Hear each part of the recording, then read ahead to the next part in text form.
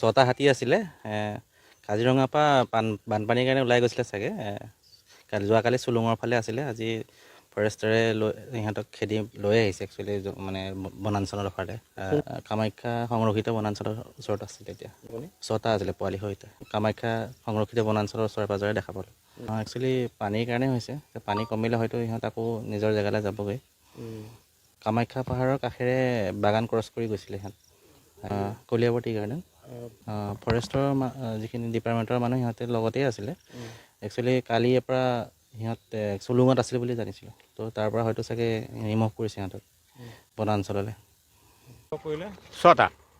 কোন স্থানত? চিৰিঘাট। চিৰিঘাটৰ কোন স্থানত? বাগানৰ কামাখ্যা মন্দিৰৰ ওচৰত। পোৱালি আছিল নে? পোৱালি তিনিটা, অঁ, ডাঙৰ হাতী তিনিটা। তিনিটা। নতুনটো ওলাই আহিছে নেকি বাৰু কাজিৰঙাৰ পৰা?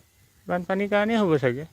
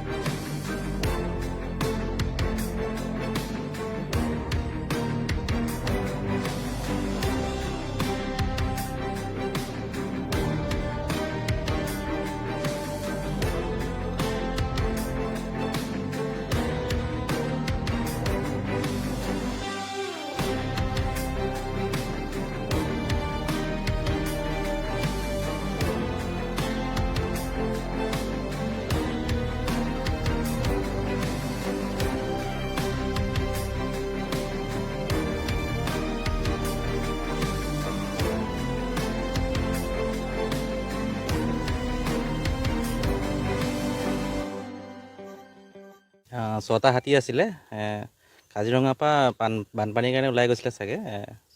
যোৱাকালি চুলুঙৰ ফালে আছিলে। আজি ফৰেষ্টাৰে সিহঁতক খেদি লৈ আহিছে একচুৱেলি, মানে বনাঞ্চলৰ ফালে। কামাখ্যা সংৰক্ষিত বনাঞ্চলৰ ওচৰত আছিলে এতিয়া। ছটা আছিলে পোৱালি সৈতে। কামাখ্যা সংৰক্ষিত বনাঞ্চলৰ ওচৰে পাঁজৰে দেখা পালোঁ। একচুৱেলি পানীৰ কাৰণে হৈছে। পানী কমিলে হয়তো সিহঁত আকৌ নিজৰ জেগালৈ যাবগৈ।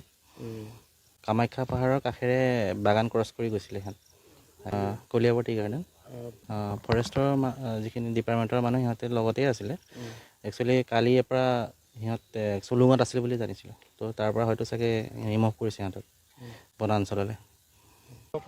ছটা। কোন স্থানত? চিৰিঘাট। চিৰিঘাটৰ কোন স্থানত? বাগানৰ কামাখ্যা মন্দিৰৰ ওচৰত।